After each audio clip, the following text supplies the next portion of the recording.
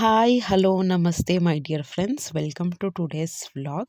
ಇವತ್ತಿನ ವ್ಲಾಗಲ್ಲಂತೂ ತುಂಬ ಯೂಸ್ಫುಲ್ ಅಂತಲೇ ಹೇಳ್ಬೋದು. ಯಾಕೆಂದರೆ ನಾನು ನನ್ನ ಕಮೆಂಟ್ ಬಾಕ್ಸಲ್ಲಿ ಓದಿರೋ ಪ್ರಕಾರ ಎಷ್ಟೊಂದು ಜನ ತುಂಬ ಪ್ರಾಬ್ಲಮ್ಸ್ನ ಫೇಸ್ ಮಾಡ್ತಿರ್ತೀವಿ. ಈವನ್ ನಾನು ಫೇಸ್ ಮಾಡ್ತಾ ಇದ್ದೀನಿ, ಇಲ್ಲ ಅಂತಲ್ಲ. ಏನಪ್ಪ ಅಂದರೆ ಮೂಡ್ ಸ್ವಿಂಗ್ಸ್. ನಮ್ಮ ಲೇಡೀಸಲ್ಲಿ ಎಸ್ಪೆಷಲಿ ಮೂಡ್ ಸ್ವಿಂಗ್ಸ್ ಅನ್ನೋದು ತುಂಬ ಜಾಸ್ತಿ ಆಗ್ತಿರುತ್ತೆ. ಏನು ಮೂಡ್ ಸ್ವಿಂಗ್ಸ್ ಅಂದರೆ, ಮೂಡ್ ಆ್ಯಕ್ಚುಲಿ ಮೂಡ್ ಅಂದ್ರೇನು, ನಮ್ಮ ಸ್ಟೇಟ್ ಆಫ್ ಫೀಲಿಂಗ್ ಹೆಂಗಿರುತ್ತೆ ಅಂದರೆ, ಒಂದು ಸ್ಟೇಬಲ್ ಆಗಿ ಇರೋದೇ ಇಲ್ಲ. ಒಂದು ಸತಿ ಕೋಪ ಬರ್ತಾ ಇರುತ್ತೆ, ಫ್ರಸ್ಟ್ರೇಷನ್ ಆಗ್ತಿರುತ್ತೆ, ಡಿಪ್ರೆಷನ್ಗೆ ಹೊರ್ಟೋಗ್ತೀವಿ, ತುಂಬ ಎಕ್ಸೈಟ್ಮೆಂಟ್ ತೋರಿಸ್ತಾ ಇರ್ತೀವಿ, ಈಗಲೇ ಖುಷಿಯಾಗಿರ್ತೀವಿ, ಸ್ವಲ್ಪ ಹೊತ್ತಾದಮೇಲೆ ಬೇಜಾರು ಮಾಡ್ಕೊಂಡಿರ್ತೀವಿ. ಆಮೇಲೆ ತುಂಬ ಓವರ್ಲೋಡೆಡ್ ಲವ್ನ ತೋರಿಸ್ತಾ ಇರ್ತೀವಿ. ಅದೇ ಟೈಮಲ್ಲಿ ಒಂಥರ ಹೇಟ್ರೆಡ್ನೆಸ್, ದ್ವೇಷ ಬಂದ್ಬಿಡುತ್ತೆ, ಜಲಸಿ ಬರುತ್ತೆ. ಅಂದರೆ ಇದು ಮಿಕ್ಸ್ಡ್ ಫೀಲಿಂಗು. ಮೂಡ್ ಸ್ವಿಂಗ್ಸ್ ಅನ್ನೋದು ಅದು ಲೇಡೀಸಲ್ಲಿ ಎಸ್ಪೆಷಲಿ ನಮಗೆ ಗೊತ್ತಿಲ್ಲದೇನೋ ಆಗ್ತಾನೆ ಇರುತ್ತೆ. ಅದು ಒಂದು ಮೂಮೆಂಟಲ್ಲಿ ತುಂಬ ಜಾಸ್ತಿ ಆಗುತ್ತೆ. ಏನಕ್ಕೆ ಮೂಡ್ ಸ್ವಿಂಗ್ಸ್ ಆಗುತ್ತೆ, ಅದನ್ನು ಹೆಂಗೆ ಕಂಟ್ರೋಲ್ ಮಾಡ್ಕೋಬೇಕು, ಇನ್ ಕೇಸ್ ನಮ್ಮ ಪಾರ್ಟ್ನರ್ಸ್ಗೆ ಮೂಡ್ ಸ್ವಿಂಗ್ಸ್ ಇದೆ ಅಂದರೆ ಅವ್ರು ಹೆಂಗೆ ಡೀಲ್ ಮಾಡಬೇಕು ಅಂತ ಇವತ್ತಿನ ಬ್ಲಾಗಲ್ಲಿ ನೋಡ್ತಾ ಹೋಗೋಣ. ಜೊತೆಗೆ ಒಳ್ಳೆ ರಂಗೋಲಿನೂ ತೋರಿಸ್ತೀನಿ. ಜೊತೆಗೆ ಮನೆಯವ್ರಿಗೆಲ್ಲರಿಗೂ ಕೋಲ್ಡಾಗಿ ಹೋಗಿದೆ.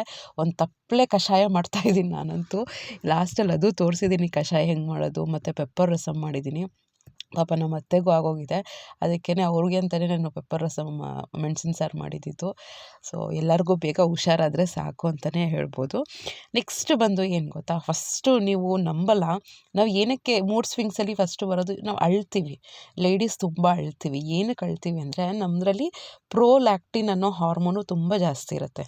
ಮೆನ್ನಲ್ಲಿ ಟೆಸ್ಟೋಸ್ಟಿರಾನ್ ಹಾರ್ಮೋನು ಅಳೋದನ್ನು ಕಂಟ್ರೋಲ್ ಮಾಡುತ್ತೆ. ಅವ್ರಿಗೆ ಟೆಸ್ಟೋಸ್ಟಿರಾನ್ ಹಾರ್ಮೋನ್ ಜಾಸ್ತಿ ಇದೆ ಅಂದರೆ ಅವ್ರನ್ನ ಕಂಟ್ರೋಲ್ ಮಾಡ್ಕೋತಾರೆ. ಅವ್ರು ಅಂದರೆ ಬಾಡಿಲೇ ಕಂಟ್ರೋಲ್ ಆಗೋಗುತ್ತೆ, ಅವ್ರಿಗೆ ಅಳಬೇಕು ಅಂತ ಅನಿಸಲ್ಲ.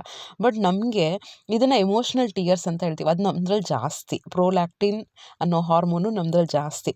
ಮತ್ತು ಟ್ರಾಪಿಕ್ ಹಾರ್ಮೋನ್ ಅಂತ ಹೇಳ್ತೀವಿ, ACTH ಅಂತ ಹೇಳ್ತೀವಿ, ಮತ್ತು ಲುಯೆನ್ಕೆಫೆಲಿನ್ ಅಂತ ಒಂದಿದೆ ಹಾರ್ಮೋನ್ಸ್. ಇವೆಲ್ಲ ಏನಕ್ಕೆ ಹೇಳ್ತೀವಿ ಅಂದರೆ, ತಿಳ್ಕೊಬೇಕು. ಕೆಲವು ಸತಿ ನಂದ್ರಲ್ಲೇ ಏನೋ ಪ್ರಾಬ್ಲಮ್ ಇದೆಯೇನೋ, ನಾನೇ ಕರೆಕ್ಟಾಗಿಲ್ವೇನೋ ಅಂತ ನಮ್ಗೆ ನಾವೇ ಇನ್ಫೀರಿಯಾರಿಟಿ ಕಾಂಪ್ಲೆಕ್ಸ್ ಬರ್ತಿರುತ್ತೆ. ಆ ಥರ ಏನೂ ಇಲ್ಲ. ಕೆಲವು ಸತಿ ಪ್ರಾಬ್ಲಮ್ ಇರುತ್ತೆ, ಇಂಡಿವಿಜುವಲ್ ಪ್ರಾಬ್ಲಮ್ ಇರುತ್ತೆ.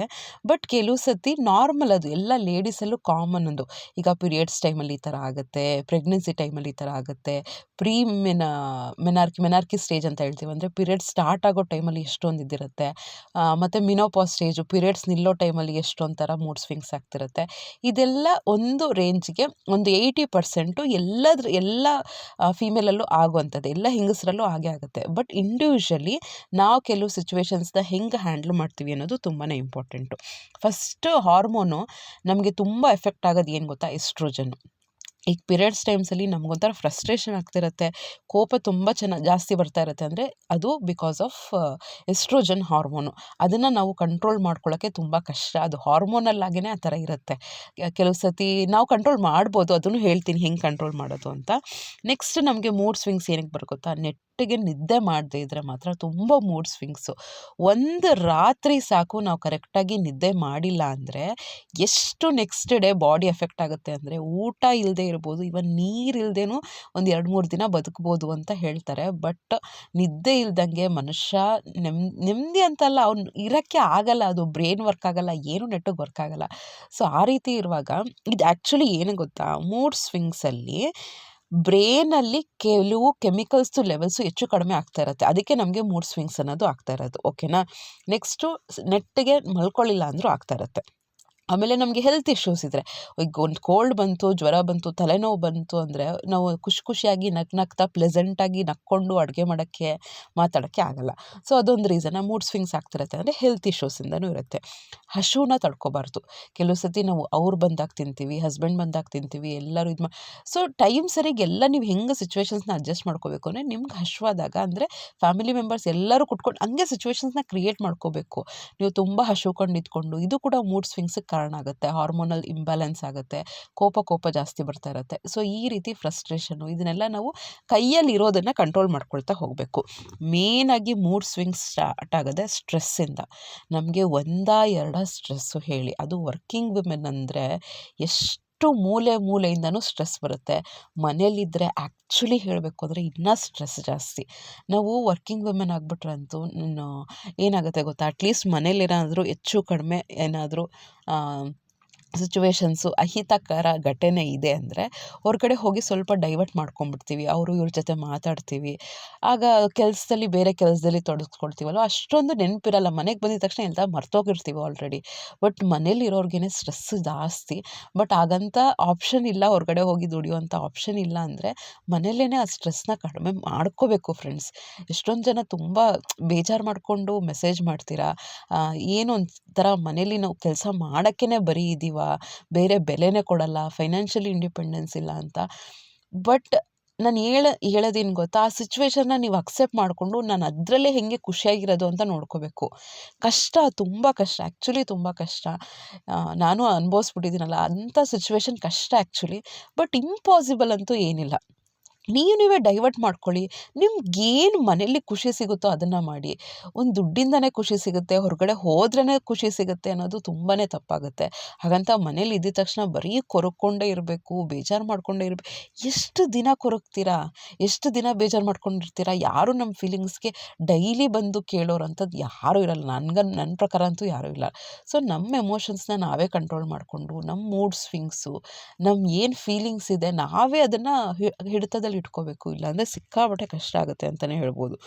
ನೆಕ್ಸ್ಟ್ ಬಂದು ಥೈರಾಯ್ಡ್ ಪ್ರಾಬ್ಲಮ್ ಇದ್ದರೆ, ಏನಾದರೂ ಹೈಪೋಥೈರಾಯ್ಡಿಸಮ್ ಇದೆ, ಹೈಪರ್ ಥೈರಾಯ್ಡಿಸಮ್ ಇದೆ, ಅದರಿಂದನೂ ಹಾರ್ಮೋನಲ್ ಇಂಬ್ಯಾಲೆನ್ಸ್ ಆಗುತ್ತೆ, ಸ್ಟ್ರೆಸ್ ಆಗುತ್ತೆ. ಇದರಿಂದನೂ ಮೂಡ್ ಸ್ವಿಂಗ್ಸ್ ಅನ್ನೋದು ಆಗ್ತಾ ಇರುತ್ತೆ. ಮತ್ತು ಎಸ್ಪೆಷಲಿ ಈ ಮಿನೋಪಾಸ್ ಸ್ಟೇಜ್ ಅಂದರೆ ಇನ್ನೇನು ಪೀರಿಯಡ್ಸ್ ನಿಲ್ಲುತ್ತೆ, ಪೀರಿಯಡ್ಸ್ ಸ್ಟಾರ್ಟ್ ಆಗುತ್ತೆ. ಈಗ 13 ಇಯರ್ಸ್ಗೆಲ್ಲ, ಈಗಂತೂ 8 ಇಯರ್ಸ್ಗೆಲ್ಲ ಹೆಣ್ಮಕ್ಳಿಗೆ ಆಗ್ತಾಯಿದೆ. ಎಂಥ ದಾರುಣ ಅಂತ ಅನಿಸುತ್ತಪ್ಪ. ಪಾಪ ಅವ್ರಿಗೆ ಏನೇನು ಗೊತ್ತಿರಲ್ಲ. 4th ಸ್ಟ್ಯಾಂಡರ್ಡು 5th ಸ್ಟ್ಯಾಂಡರ್ಡ್ಗೆಲ್ಲ ಪೀರಿಯಡ್ಸ್ ಆಗಿರುತ್ತೆ. ಸೊ ಹೇಳೋಕ್ಕೇ ಎಷ್ಟು ಬೇಜಾರಾಗುತ್ತೆ ಅಂದರೆ, ನಾನೇ ನೋಡಿದ್ದೀನಿ ನಂದು ಸ್ಕೂಲಲ್ಲಿ ಎಲ್ಲನೂ, ಕಾಲೇಜಲ್ಲಿ ಸಿಕ್ಕಾಪಟ್ಟೆ ಬೇಜಾರಾಗುತ್ತೆ. ಆ ಏಜಲ್ಲಿ ಆಟಾಡೋ ಏಜಲ್ಲಿ ಅವರು ಪೀರಿಯಡ್ಸ್ ಅನ್ನೋ ಒಂದು ದೊಡ್ಡೊಂದು ಫೇಸಲ್ಲಿ ಹೋಗಬೇಕು ಅಂದರೆ ಅದೆಂಥ ಬೇಜಾರಾಗುತ್ತೆ. ಅದೆಲ್ಲನೂ ಲೈಫ್ ಸ್ಟೈಲಿಂದನೇ. ನಮ್ಮ ಕೈಯಲ್ಲಿ ಎಷ್ಟಾಗುತ್ತೋ ಅಷ್ಟು ಒಳ್ಳೆ ಫುಡ್ನ ಕೊಡಬೇಕು ಹೆಣ್ಮಕ್ಳಿಗೆ, ಎಸ್ಪೆಷಲಿ ಅವ್ರಿಗೆ.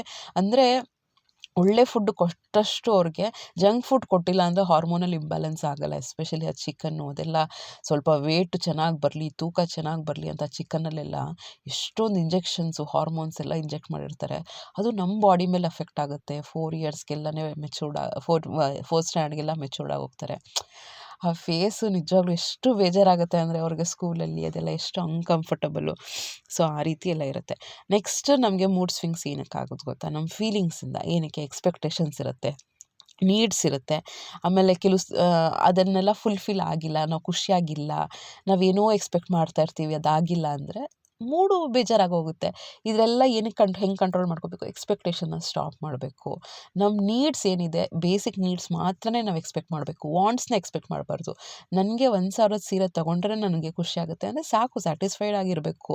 ನಂಗೆ 10,000ದ ಸೀರೆನೇ ತೊಗೊಂಡ್ರೆ ನನಗೆ ಖುಷಿಯಾಗೋದು, ಇಲ್ಲಾಂದರೆ ನನ್ನ ತಲೆ ಕೆಟ್ಟೋಗುತ್ತೆ ಅಂದರೆ ಅದು ಪ್ರಾಕ್ಟಿಕಲಿ ಪಾಸಿಬಲ್ ಇಲ್ಲ. ಆಗುತ್ತೆ ಅಂದರೆ ನೀವು 10,000ದು ತೊಗೊಳ್ಳಿ, ನಿಮ್ಮ ಕಂಡೀಷನ್ಸ್ನ ನೋಡ್ಕೊಂಡು ತೊಗೊಳ್ಳಿ. ಬಟ್ ನಾವು ಹೇಗೆ ನಮ್ಮ ಎಮೋಷನ್ಸ್ನ ಕಂಟ್ರೋಲ್ ಮಾಡ್ತೀವಿ, ನಮ್ಮ ವಾಂಟ್ಸು, ನೀಡ್ಸು, ಸಿಚುವೇಶನ್ಸು, ಸರೌಂಡಿಂಗ್ಸ್ನು ಎಲ್ಲ ನಾವು ಕಂಟ್ರೋಲ್ ಮಾಡ್ಕೋಬೇಕು. ಅದು ಆ್ಯಕ್ಚುಲಿ ಏನು ಗೊತ್ತಾ, ನಮ್ಮ ಕಂಟ್ರೋಲಲ್ಲಿ ಇರೋಲ್ಲ.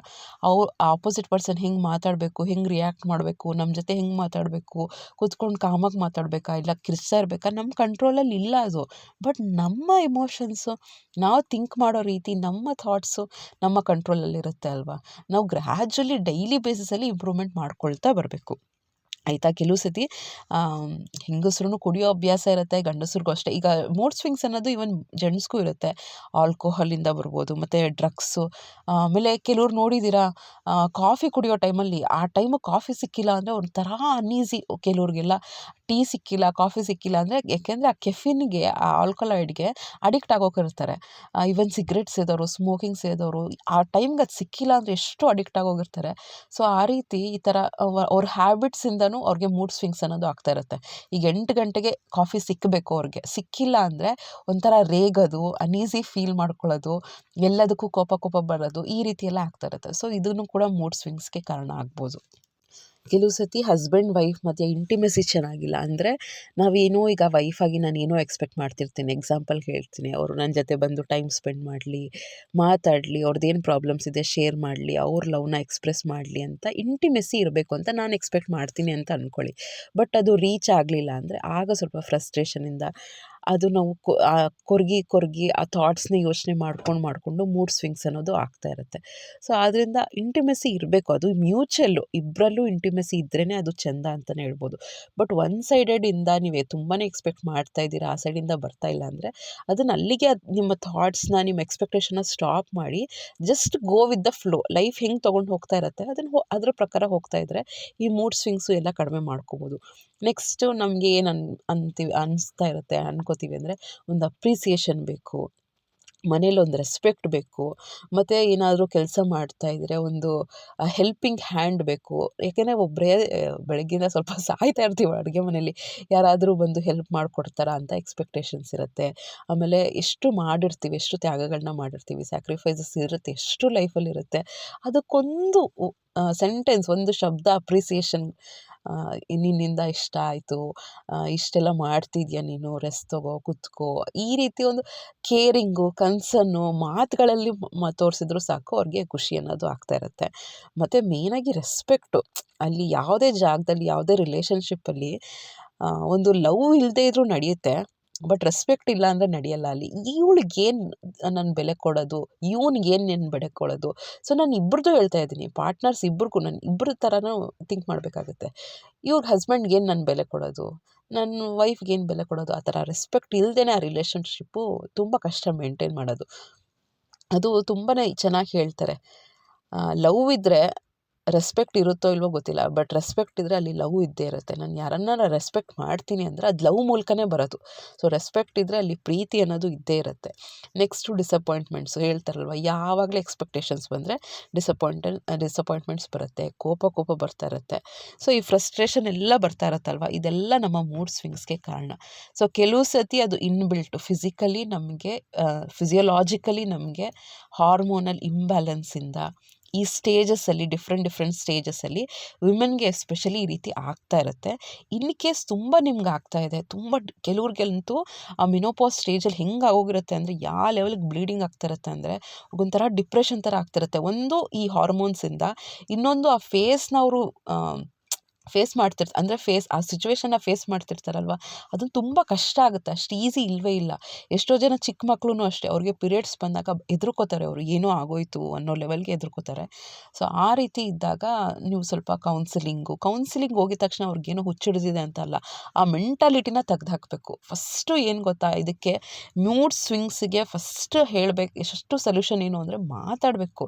ನಮಗೆ ಯಾರು ಕ್ಲೋಸು, ನಾವು ಯಾರನ್ನ ಟ್ರಸ್ಟ್ ಮಾಡ್ತೀವಿ, ನಮ್ಗೆ ಯಾರೋ ಒಂದು ನಂಬಿಕಸ್ಥರು ಅಂತ ಲೈಫಲ್ಲಿ ಕ್ಲೋಸ್ ಆಗಿರ್ತಾರಲ್ವ, ಅವ್ರ ಜೊತೆ ನಮ್ಮ ಫೀಲಿಂಗ್ಸ್ನ ಹೇಳ್ಕೋಬೇಕು. ಹಿಂಗೆ ಆಗ್ತಾಯಿದೆ ನನಗೆ, ಈ ಥರ ಕಷ್ಟ ಆಗ್ತಾಯಿದೆ, ಈ ಥರ ಥಾಟ್ಸ್ ಬರ್ತಿದೆ, ನೆಗೆಟಿವ್ ಥಾಟ್ಸ್ ಬರುತ್ತೆ, ಯಾರ್ದೋ ಮೇಲೆ ಕೋಪ ಬರ್ತಿರುತ್ತೆ, ನೀವು ಮನಸ್ಸಲ್ಲೇ ಇಟ್ಕೊಂಡಷ್ಟು ಅದೆಷ್ಟು ನೋವಾಗುತ್ತೆ ಅಂದರೆ. ಆ್ಯಂಡ್ ಮೋರ್ ಓವರ್ ಒಬ್ಬ ನಂಬಿಕಸ್ತ್ರ ಹತ್ರ ಮಾತ್ರನೇ ಹೇಳ್ಕೊಬೇಕಾಗುತ್ತೆ, ಇಲ್ಲಾಂದರೆ ಇನ್ನೂ ಪ್ರಾಬ್ಲಮ್ಸ್ ಜಾಸ್ತಿ ಆಗೋಗುತ್ತೆ, ಅದಂತೂ ಫರ್ ಶೋರ್. ಇಲ್ಲ ನಿಮಗೆ ತುಂಬ ಕಷ್ಟ ಆಗ್ತಿದೆ ಅಂದರೆ ಒಂದು ಪ್ರೊಫೆಷ್ನಲ್ ಹೆಲ್ಪ್ ತೊಗೊಳೋದ್ರಲ್ಲಿ ಈಗಿನ ಸಿಚುವೇಷನಲ್ಲಂತೂ ಅದಂತೂ ತಪ್ಪೇ ಅಲ್ಲ. ನಮಗೇನೋ ಒಂದು ನಾವು ಆ್ಯಸ್ ಎ ಟೀಚರ್ ಹೇಳ್ತಾ ಇರ್ತೀವಿ, ಪ್ರತಿಯೊಂದು ಕಾಲೇಜಲ್ಲೂ ಸ್ಕೂಲಲ್ಲೂ ಒಂದು ಕೌನ್ಸಿಲರ್ ಇರ್ತಾರೆ. ಏನಕ್ಕೆ ಹೇಳಿ, ಮಕ್ಳಿಗೊಂದು ಎಕ್ಸಾಮ್ನ ಫೇಸ್ ಮಾಡಬೇಕು ಅಂದರೆ ಅವ್ರಿಗೆ ಭಯ ಆಗ್ತಿರುತ್ತೆ, ಆ್ಯಂಗ್ಸೈಟಿ ಆಗ್ತಿರುತ್ತೆ, ಎಕ್ಸಾಮ್ ಟೈಮಲ್ಲೇ ವಾಮಿಟಿಂಗ್ಸು, ಜ್ವರ. ನಾನು ಕಣ್ಣಾರೆ ನೋಡ್ತಾ ಇದ್ದೀನಿ, ನಮ್ಮ ಸ್ಟೂಡೆಂಟ್ಸ್ಗೆಲ್ಲ ಇದೆಲ್ಲ ಆಗ್ತಾ ಇರುತ್ತೆ.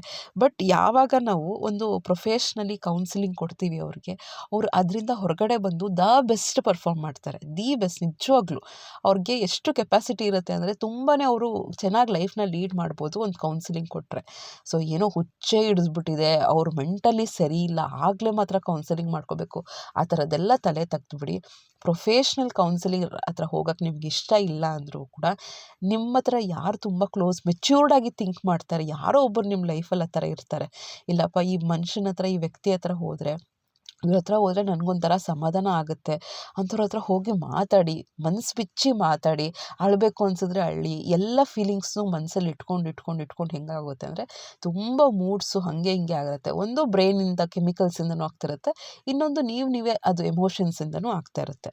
ನೆಕ್ಸ್ಟು ರೆಗ್ಯುಲರಾಗಿ ಎಕ್ಸಸೈಸ್ ಮಾಡಿ. ಇದು ಬಂದು ಫಿಸಿಕಲಾಗಿ ನಾವು ಹೆಂಗೆ ಕಂಟ್ರೋಲ್ ಮಾಡ್ಕೋಬೋದು ಅಂತ. ಎಕ್ಸಸೈಸ್ ಮಾಡಿದ್ರೆ ಹಾರ್ಮೋನ್ಸು ಆ್ಯಕ್ಚುಲಿ ಒಂದು ಬ್ಯಾಲೆನ್ಸ್ಡಲ್ಲಿರುತ್ತೆ. ವಾಕಿಂಗ್ನ ರೆಗ್ಯುಲರಾಗಿ ಮಾಡೋದು, ಮತ್ತು ಎಕ್ಸಸೈಸಸ್ಸು, ಯೋಗ. ಆ ಯೋಗಿಗಳೆಲ್ಲ ಏನಕ್ಕೆ ಅಷ್ಟು ಹೆಲ್ದಿ ಆಗಿರ್ತಾರೆ. ನೀವು ಕಿರ್ಚ್ತಾ ಇದ್ರು ಯಾರನ್ನ ಆಪೋಸಿಟ್ ಪರ್ಸನ್ನು ಏನಾದರೂ ಬೈತಾ ಇದ್ರು, ಏನಕ್ಕೆ ಆ ಬುದ್ಧ ಅವರೆಲ್ಲ ಏನಕ್ಕೆ ಹಂಗಿದ್ರು ಹೇಳಿ, ಅವ್ರಿಗೊಂಥರ ಸ್ಟೇಬಲ್ ಮೈಂಡು. ಅದೆಲ್ಲ ನಮಗೆ ಮೆಡಿಟೇಷನ್ ಮಾಡೋದ್ರಿಂದ, ಯೋಗ ಮಾಡೋದ್ರಿಂದನೇ ಬರೋದು. ಕಾಮ್ನೆಸ್ಸು, ಆ ಸ್ಟಿಲ್ನೆಸ್ ಆಫ್ ಮೈಂಡ್ ಎಷ್ಟು ಆ ಫೀಲಿಂಗೇ ಚಂದ. ನಾನು ಅದು ಫೀಲ್ ಮಾಡ್ತಾ ಇದ್ದೀನಿ ಆ್ಯಕ್ಚುಲಿ. ಯಾರೇ ಏನೇ ಸ್ಟ್ರೆಸ್ ಕೊಟ್ಟರು ಕಾಲೇಜಲ್ಲಿ, ಮನೇಲಿ, ಏನು ಸ್ಟ್ರೆಸ್ ಕಡಿಮೆ ಆಗ್ತಿರುತ್ತಾ? ಇಲ್ಲ, ಜಾಸ್ತಿ ಇದ್ದೇ ಇರುತ್ತೆ. ಬಟ್ ನಾವು ಹೆಂಗೆ ತೊಗೋತೀವಿ ಅದನ್ನು, ಹೆಂಗೆ ಹ್ಯಾಂಡ್ಲ್ ಮಾಡ್ತೀವಿ? ಆಗುತ್ತೆ. ನನ್ನ ಮಕ್ಳು ಅಮ್ಮ ಇದು ಇದು ಅದು ಅಂತ ಕಿರಿಸ್ತಾ ಇರ್ತಾರೆ, ಹಸ್ಬೆಂಡೂ ಹೇಳ್ತಾ ಇರ್ತಾರೆ, ಎಲ್ಲ ಸಿಚುವೇಶನ್ಸ್ ಹಾಗೆ ಆಗ್ತಿರುತ್ತೆ. ಬಟ್ ನಾವು ಅದನ್ನು ಹೆಂಗೆ ಸಟಲ್ಲಾಗಿ ತೊಗೋತಾ ಇರ್ತೀವಿ. ಆಮೇಲೆ ನಾವು ಕಾಮಾಗಿ ಹ್ಯಾಂಡ್ಲ್ ಮಾಡಿದ್ರೆ ಇವನ್ ಮನೆಯವ್ರೂ ಸಪೋರ್ಟ್ ಮಾಡ್ತಾರೆ ಎಲ್ಲರೂ. ಇಲ್ಲ ಅವ್ರಿಗೂ ಅರ್ಥ ಮಾಡ್ಕೋತಾರೆ. ನಾನು ಏನೋ ಒಂದು ಕೆಲಸನ ಗದ್ರಕೊಂಡು ಹೇಳ್ಬೋದು, ಒಂಚೂರು ಹೆಲ್ಪೇ ಮಾಡಲ್ಲ ನೀವು, ಎಂಥವ್ರು ನೀವು, ಹಂಗೆ ಹಿಂಗೆ ಹೇಳೋ ಬದಲು, ನನಗೆ ಈ ಥರ ಕಷ್ಟ ಆಗ್ತಿದೆ, ಸ್ವಲ್ಪ ಮಾಡೋಕ್ಕಾಗುತ್ತಾ ಅಂತ ಈ ರೀತಿ ನಾವು ಸ್ವಲ್ಪ ಕಾಮಾಗಿ ಸಟಲ್ಲಾಗಿ ಮಾತಾಡೋದ್ರಿಂದ ಮನೆ ಅಟ್ಮಾಸ್ಫಿಯರು ಚೆನ್ನಾಗಿರುತ್ತೆ. ನಾವೂ ಕಾಮಾಗಿ ನಾವು ಲೈಫಲ್ಲಿ ಫೇಸ್ ಮಾಡ್ತಿರೋದು ಸಾಕು. ನಮ್ಮ ಕೈಯಾರ ನಮ್ಮ ಮೂಡ್ ಸ್ವಿಂಗ್ಸ್ ಇರುತ್ತೆ. ನನಗಾಗುತ್ತೆ, ನನಗೆ ಕೋಪ ಬರುತ್ತೆ, ನಾನು ಇರೋದೇ ಹಿಂಗೆ, ನಾನು ಶಾರ್ಟ್ ಟೆಂಪರ್ಡು, ಹೀಗೆ ನೆಗೆಟಿವ್ ಆಗಿ ಹೇಳ್ಕೊಳ್ಳೋ ಬದಲು, ಇಲ್ಲ ನಾನು ಶಾಂತ ಮೂರ್ತಿ, ಯಾರೇ ಏನೇ ಮಾತಾಡಿದ್ರು ನಾನು ರಿಯಾಕ್ಟ್ ಮಾಡಲ್ಲ, ರೆಸ್ಪಾಂಡ್ ಮಾಡ್ತೀನಿ, ಕಾಮಾಗಿ ಮಾತಾಡ್ತೀನಿ, ಮೈಂಡನ್ನ ಕಂಟ್ರೋಲ್ ಮಾಡ್ಕೊಳ್ತೀನಿ ಅಂತ ಪಾಸಿಟಿವ್ ಆಗಿ ನೀವೇ ಮಾತಾಡಿ.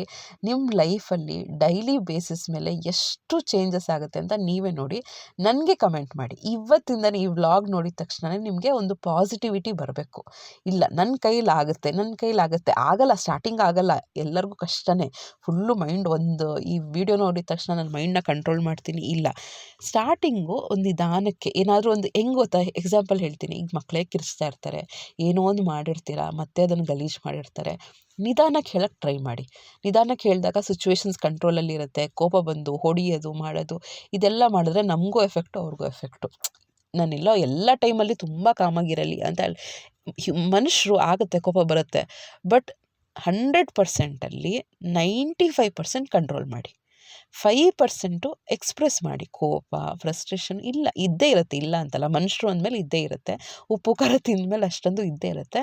ಬಟ್ ಅದನ್ನು ಕೋಪ ಅದೆಲ್ಲ ಎಕ್ಸ್ಪ್ರೆಸ್ ಮಾಡ್ಬೇಕಾದ್ರೆ ನಾಲ್ಗೆನ ಕಂಟ್ರೋಲ್ ಮಾಡಿಕೊಂಡು, ಪದಗಳನ್ನ ಕಂಟ್ರೋಲ್ ಮಾಡಿಕೊಂಡು ಎಕ್ಸ್ಪ್ರೆಸ್ ಮಾಡಿದ್ರೆ ಲೈಫ್ನ ಲೀಡ್ ಮಾಡೋದು ಈಸಿ ಅಂತಲೇ ಹೇಳ್ಬೋದು. Next actually stress management techniques ಅಂತಲೇ ಇರುತ್ತೆ. ಸ್ವಲ್ಪ ಕೋಪ ಬಂದಾಗ ಬಿಸಿನೀರು ಅಥವಾ ತಣ್ಣೀರು ಕುಡಿತಾ ಇರೋದು, ನಂಬರ್ಸ್ನ ಕೌಂಟ್ ಮಾಡೋದು, ಇದೆಲ್ಲ ಸೈಕಾಲಜಿಕಲಲ್ಲಿ ನಾವು BEdಲ್ಲಿ ಓದಿರ್ತೀವಿ, ಹೇಗೆ ಮಕ್ಕಳಿಗೆ ಸ್ಟ್ರೆಸ್ನ ಕಂಟ್ರೋಲ್ ಮಾಡ್ಕೋಬೇಕು ಅಂತ. ಆಮೇಲೆ ಹೇಗೆ ವರ್ಕ್ನ ಸ್ಟ್ರೆಸ್, ಈಗ ಕೆಲಸ ಜಾಸ್ತಿ ಇರುತ್ತೆ, ಅದನ್ನು ಹೆಂಗೆ ಕಂಟ್ರೋಲ್ ಮಾಡ್ಕೊಳ್ಳೋದು, ಅದನ್ನು ಹೇಗೆ ವರ್ಕ್ನ, ದೊಡ್ಡ ಕೆಲಸನ ಹೆಂಗೆ ಚಿಕ್ಕದಾಗಿ ಡಿವೈಡ್ ಮಾಡಿಕೊಂಡು ಕೆಲಸ ಮಾಡ್ಕೊಳ್ಳೋವಂಥದ್ದು, ಹೇಗೆ ನಾವು ಟೈಮ್ ಮ್ಯಾನೇಜ್ಮೆಂಟ್ ಸೊ ಈ ರೀತಿ ಒಂದು ಟೆಕ್ನಿಕ್ಸ್ ಇರುತ್ತೆ. ಆ ರೀತಿ ಸ್ಟ್ರೆಸ್ ಮ್ಯಾನೇಜ್ಮೆಂಟ್ ಟೆಕ್ನಿಕ್ಸ್ ನನಗೆ ಹೆಂಗೆ ಕೆಲಸ ಮಾಡಿದ್ರೆ ನನಗೆ ಆರಾಮಾಗಿ ಮಾಡ್ಬೋದು, ನಾನು ಹೇಗೆ ಮಾಡಿಕೊಂಡ್ರೆ ನಾನು ರಿಲ್ಯಾಕ್ಸ್ಡ್ ಆಗಿರ್ತೀನಿ, ನಂಗೆ ಫ್ರಸ್ಟ್ರೇಷನ್ ಆಗೋಲ್ಲ, ಈ ರೀತಿ ನಾವೇ ಥಿಂಕ್ ಮಾಡ್ಕೋಬೇಕು. ಈಗ ನಾನು 108 ಎಕ್ಸಾಂಪಲ್ ಕೊಡ್ಬೋದು, ಅದು ನನ್ನ ಲೈಫ್ಗೆ ಅಪ್ಲೈ ಆಗುತ್ತೆ. ಬಟ್ ನಿಮ್ಮ ಲೈಫ್ ಹೆಂಗೆ, ನಿಮ್ಮ ಸುತ್ತಮುತ್ತಲು ಹೆಂಗಿರ್ತಾರೆ, ಸೊ ಅದು ನಿಮ್ಮ ಲೈಫ್ಗೆ ಅಪ್ಲೈ ಆಗೋದು ಯಾವಾಗ ಅಂದರೆ, ನೀವು ನಿಮ್ಮ ಲೈಫ್ನ ಅನಲೈಸ್ ಮಾಡಿಕೊಂಡು ಹೇಗೆ ಸೊಲ್ಯೂಷನ್ ನೀವೇ ಹುಡ್ಕೋಬೇಕು. ಆಗ ಲೈಫ್ ಅನ್ನೋದು, ಮೂಡ್ ಸ್ವಿಂಗ್ಸ್ ಅನ್ನೋದು ತುಂಬ ಕಡಿಮೆ. ನೆಕ್ಸ್ಟು ಚೆನ್ನಾಗಿ ನಿದ್ದೆ ಮಾಡಬೇಕು. 7 to 8 hours ನೀಟಾಗಿ ನಿದ್ದೆ ಮಾಡಿದ್ರೆ ಬ್ರೇನ್ ಅನ್ನೋದು ನಿಮ್ಮ ಮಾತು ಕೇಳುತ್ತೆ. ಇಲ್ಲ ಅಂದರೆ ಬ್ರೇನ್ ಅದಕ್ಕೆ ಬೇಕೋ, ಹೆಂಗೆ ಬೇಕೋ ಹಂಗೆ ಆಡ್ತಾ ಇರುತ್ತೆ, ತಲೆ ಸುತ್ತು ಬರುತ್ತೆ, ಕೋಪ ಬರುತ್ತೆ, ಫ್ರಸ್ಟ್ರೇಷನ್ ಆಗ್ತಿರುತ್ತೆ. ಸೊ ಅದಕ್ಕೇ ಬ್ರೇನು ನಾವು ಹೇಳ್ದಂಗೆ ಕೇಳಬೇಕು ಅಂದರೆ ಅದಕ್ಕೆ ರೆಸ್ಟ್ ಕೊಡಬೇಕು. ಅಂದರೆ ಏನು, ಈಗ ಏನೋ ಒಂದು ಕಂಟಿನ್ಯೂಸ್ ಆಗಿ ಒಂದು ಮಿಷಿನ್ ಕಂಟಿನ್ಯೂಸ್ ಆಗಿ ಓಡ್ತಾ ಇದೆ ಅಂದರೆ ಅದು ನಮ್ಮ ಮಾತು ಕೇಳಲ್ಲ, ಕೆಟ್ಟೋಗಿ ಕುತ್ಕೊಂಡ್ಬಿಡುತ್ತೆ. ಸೊ ಅದಕ್ಕೆ ಸ್ವಲ್ಪ ರೆಸ್ಟ್ ಕೊಟ್ಟು ಅದನ್ನು ಏನೀಗ ರಿಪೇರಿ ಮಾಡಿಸ್ತಾ ಇರ್ತೀವಿ, ಅದನ್ನು ಸರ್ವಿಸಿಗೆ ಕೊಡ್ತಾ ಇರ್ತೀವಿ, ಅದೇ ಥರ ಮೆಡಿಟೇಷನ್ ಮಾಡ್ತಾ ಇರಬೇಕು. ಒಳ್ಳೆ ಥಾಟ್ಸ್ ಕೊಡ್ತಾ ಇರಬೇಕು, ಅದಕ್ಕೆ ಒಳ್ಳೇದು ನೋಡಬೇಕು, ಒಳ್ಳೇದು ಮಾತಾಡಬೇಕು, ಒಳ್ಳೇದು ಕೇಳಬೇಕು. ಈ ರೀತಿ ಮಾಡಿದ್ರೇ ನಮ್ಮ ಬ್ರೈನ್ ನನ್ನ ಮಾತು ಕೇಳೋದು. ಇಲ್ಲ ನಾನು ಹೆಂಗೋ ಹಂಗಿರ್ತೀನಿ ನನ್ನ ಲೈಫಲ್ಲಿ, ಹೆಂಗೋ ನಿದ್ದೆ ಮಾಡ್ತೀನಿ, ಒಂದು 4 ಅವರ್ ನಿದ್ದೆ ಮಾಡ್ತೀನಿ, 3 ಅವರ್ ನಿದ್ದೆ ಮಾಡ್ತೀನಿ, ನನ್ನ ಮಾತು ಕೇಳೋದ್ರೆ ಬ್ರೈನ್ ಕೇಳಲ್ಲ. ಅದ್ರ ದಾರಿ ಅದು ನೋಡ್ಕೊಳ್ಳುತ್ತೆ ಅಷ್ಟೇ. ನೆಕ್ಸ್ಟ್ ಬಂದು ಒಳ್ಳೆ ಡಯಟ್ ಫಾಲೋ ಮಾಡಬೇಕು. ನಾವು ಏನು ಫುಡ್ ತಿಂತೀವಿ, ಈಗ ನೋಡಿ ನಾನು ಫಾರ್ ಎಕ್ಸಾಂಪಲ್ ಕೊಡ್ತೀನಿ, ಒಂದು ಪಿಜ್ಜಾ ತಿಂದ್ಬಿಟ್ಟು ನಿಮ್ಮ ಮೂಡ್ ಹೆಂಗಿರುತ್ತೆ, ಅಥವಾ ಹೆವಿಯಾಗಿ ಏನಾದರೂ ತಿಂದ್ಬಿಟ್ಟು ಚಿಕನ್ನು ಮಟನ್ ತುಂಬ ತಿಂದ್ಬಿಟ್ಟು ನಿದ್ದೆ ಥರ ಅನಿಸುತ್ತೋ ಇಲ್ವೋ ನಿಮಗೆ, ಯಾವ್ದಾನ ಮೂಡ್ ಇರುತ್ತೆ ಕೆಲಸ ಮಾಡೋಕ್ಕೆ, ಆ ಟೈಮಲ್ಲಿ ಯಾರನ್ನ ಕೆಲಸ ಹೇಳಿದ್ರೆ ಸಿಟ್ಟು ಬರುತ್ತೋ ಇಲ್ವೋ? ಕರೆಕ್ಟಾ? ನಾವು ಪ್ರಾಪರ್ ಡಯಟು ಅದೇ ಒಂದು ಸಲಾಡ್ ತಿಂದ್ಕೊಂಡು, ಲೈಟಾಗಿ ಫುಡ್ ತಿಂದ್ಕೊಂಡು, ಚೆನ್ನಾಗಿ ನೀರು ಕುಡ್ಕೊಂಡು, ಲೈಫ್ ಸ್ಟೈಲಲ್ಲಿ ಒಂದು ಹೆಲ್ತಿ ಡಯೆಟ್ನ ಮೇಂಟೈನ್ ಮಾಡಿಕೊಂಡ್ರೆ ಹೆಂಗಿರುತ್ತೆ ನಮ್ಮ ಮೂಡು? ಸೊ ಆ ರೀತಿ ನಾವು ಕರೆಕ್ಟಾಗಿ ಡಯೆಟ್ ಫಾಲೋ ಮಾಡಿಕೊಂಡ್ರು ಕೂಡ ನೀಟಾಗಿ ಎಲ್ಲ ಮ್ಯಾನೇಜ್ ಮಾಡ್ಕೋಬೋದು. ಮೂಡ್ ಸ್ವಿಂಗ್ಸ್ ಅನ್ನೋದು ಆಗ್ತಾ ಇರುತ್ತೆ, ಹೇಳಿದ್ನಲ್ಲ. ತುಂಬ ಹಾರ್ಮೋನಲ್ ಇಂಬ್ಯಾಲೆನ್ಸ್ ಆಗ್ತಾಯಿದೆ ಅಂದರೆ ಹೋಗಿ ಡಾಕ್ಟ್ರ್ ಹತ್ರ ಒಂದು ಒಳ್ಳೆ ಮೆಡಿಸಿನ್ಸ್ ತೊಗೊಳ್ಳಿ, ಅದರಿಂದ ಸರಿ ಹೋಗುತ್ತೆ. ಇಲ್ಲ ನಮ್ಮ ಲೈಫ್ ಸ್ಟೈಲಿಂದನೇ ನನ್ನ ಮೂಡ್ ಸ್ವಿಂಗ್ಸ್ ಆಗ್ತಾಯಿದೆ ಅಂದರೆ ನಮ್ಮ ಕಂಟ್ರೋಲಲ್ಲೇ ಇರುತ್ತೆ ತಾನೇ. ಸೊ ಏನೇನು ಚೇಂಜಸ್ ಮಾಡ್ಕೋಬೇಕು ಆ ರೀತಿ ಎಲ್ಲ ಚೇಂಜಸ್ ಮಾಡಿಕೊಂಡ್ರೆ ಬೆಸ್ಟ್ ಅಂತಲೇ ಹೇಳ್ಬೋದು.